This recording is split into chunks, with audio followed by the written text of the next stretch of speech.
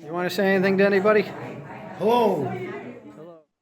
The film was released June 30th, 1971, with a budget just shy of $3 million. Can you imagine making a film these days? A premiere film by Paramount Pictures for $3 million? That goes to show how much our money has depleted in Well, 40 years. 3 million is now worth what? 300 million? I would think it's 30 million plus anyway. I mean, do you think in the last 40 years, the currency is devalued more than 10 times? It could be. You think 100 times? Because if you say Well, 300 well, million, well, from what I've read, from what I read on people who have done this analysis, since 1913, when the Fed came into existence, yep. it's like down to 1 or 2 cents on the Well, dollar. Just look at the yeah, price of gold. The price of gold is roughly $2,000. right. Well, the Now, price of gold in 1913 was $20. So there's 100 times. yeah, it might have been $20. I know in time of Roosevelt Yeah, during the but we're talking yeah. since 1913. That was Yeah. 1932. No. I get it. Yeah. No, absolutely. Yep. They then So revalued it for $35 or something like that. it was $35. The point is, since 1913, inflation or depreciation, however you want to look at it, has been built into the dollar approximately at least 2% a year. So that's 100 years now. So 2%. We've gone past 1 or 2%. I mean, we've gone over 100%, I guess, right? So I guess the dollar in 1913 was worth 100 cents on the dollar. What's it now? To your point, is it even 2 cents? Could you argue it's negative? Well, you have to. This is the thing that most people don't realize, and a lot of people will disagree with this, is the US dollar is not money, it's a currency. It's a fiat currency. It's a fiat currency, Okay? right? Right. So it's Correct. it's debt is what it is. It's a Federal Reserve note, which is debt. Oh, it is an IOU note. Yeah, correct. And when we say fiat, it's backed by absolutely nothing of substance anymore. well, So let's gold is money. well, yeah. What I want to add for those not familiar with it. So when you say fiat currency, here's the thing, though, Dave. You know what it is. I know what that means. But for those that aren't familiar with the term fiat currency, and a lot are not, fiat currency literally means, folks, by decree.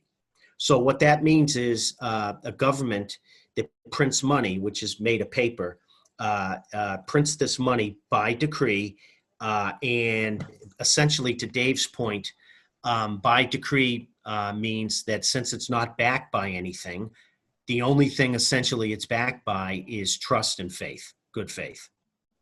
So the people that use that money as a medium of exchange, or fiat currency that is, are doing so because they have faith in it and trust. But it's not backed by anything. It hasn't been backed by anything since 1971. That's something else most people don't know. Well, And that's I what would the be book just talked about. That's right. what the And paper just talked about. I wonder if most college students today, undergrads, for example, that are in business school, I don't remember, Dave, when we were in business school in the late 80s as undergrads, if they even talked about this. But I don't know if today, like my daughter's generation, for those in business school, if they even talk about money, fiat currency, and the fact that our currency is not backed by anything. It used to be backed by gold, but it's not anymore. And real quick, guys like Jim Rickards and stuff have actually done the math. The guy's brilliant. I'm not, but to put it in simplest terms, supposedly there's about $11 trillion plus of U.S. currency or U.S. dollars floating around the world, around 11 trillion. If you take 11 trillion and divide it by the total gold, physical gold outstanding in the world, I think they estimate it to be something like 33,000 tons, something like that. And if you divide that into 11 trillion, you get something like $10,000 an ounce. Well, we've looked at that before, the U.S. debt clock. Yeah. So,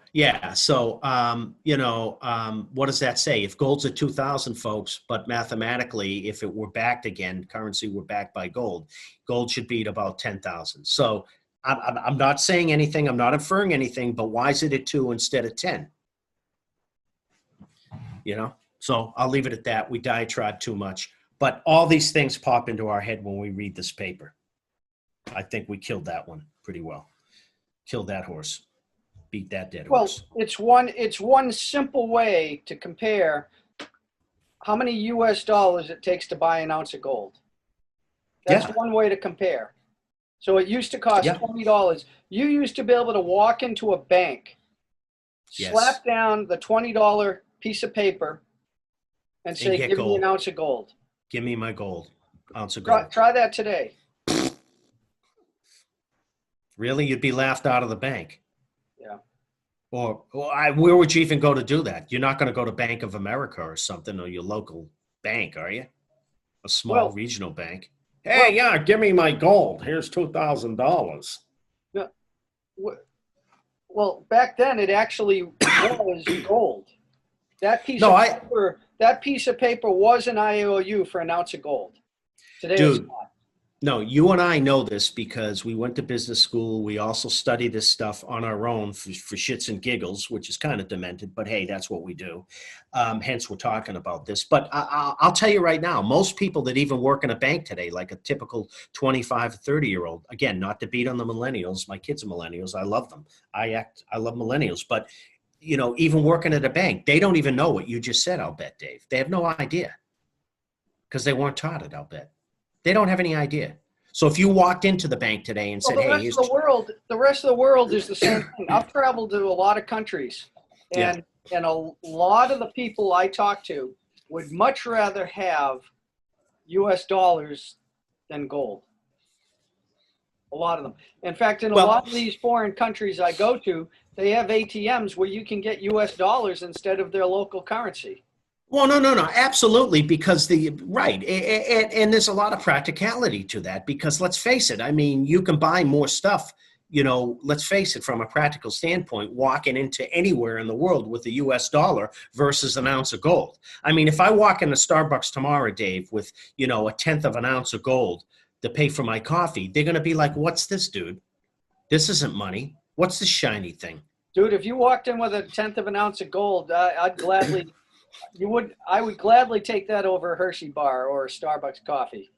Brother, I know you would, and so would I, for those of us that I don't want to say know better, but for those of us that are sort of, you know, shall we say, a little educated in this realm. But the average person, dude, you throw down a piece of gold or a piece of real silver down on the table, they're going to be like, what's that? That's a nice looking piece of shiny metal, but what are you doing, dude? Where's the money? Well, 80 to 80, I'll guess 80 to 90% of financial experts do not put a lot of value in gold. Absolutely. They look at it as a hedge, maybe 5% of your portfolio as protection, Okay. but they don't consider it money. Dude, I'll bet you, man, I'll bet you dollars to donuts, bro, and I'll pay for the coffee the next time we see each other. I'll bet you 95 out of 100 financial planners today, certified financial planners, CFPs, either don't recommend precious metals at all to their clients, or if they do, maybe, you know, 2% or something. But I'll bet you 95 out of 100 don't even recommend any portion at all of an insurance or a hedge in your overall portfolio. I would say 95, probably 97 out of 100. And the 3 or 4 or 5 that are recommending are probably 50 years old or older. Just my guess. If they were 35-year-old, again, nothing against the younger people, no way. It's not even on their radar screen. Not even on the radar screen. Gold, silver, platinum. Dude, what are you talking about? What are you going to do with that? What do you want that for? Well, think about it. This country has not, I mean, it was illegal to own gold from 1933 to 1971, right? So Oh, it was illegal that long?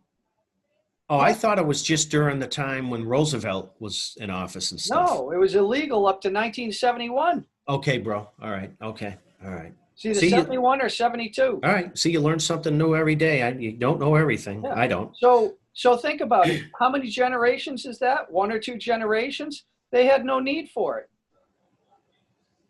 Well, yeah, I mean, that's a good point. And that's by design, in my opinion. That's 40 years of making it illegal. That's plenty of time for one or two generations to grow up knowing nothing about it and essentially being dumbed down. So that if in 1971 you did bring up gold, by the time they were of age, 20, 30 years old, you bring up gold to them, they're going to be like, what's that? What do I need that for? But the irony is, folks, when you have, and I don't want to throw any names around, but we all know who the big banks on Wall Street are, at least two or three of them. You know, it just makes me friggin' laugh when you got the CEO or somebody saying, well, you know, gold, silver, precious metals, it's all a joke. But meanwhile, they're in the background like gerbils, you know, buying it up left, right, and center. Why are the Chinese buying all the precious metals, by the way? Why are the Russians stockpiling gold? Why? Because they don't have the world reserve currency. That's why. Oh, that's right. Live long and prosper.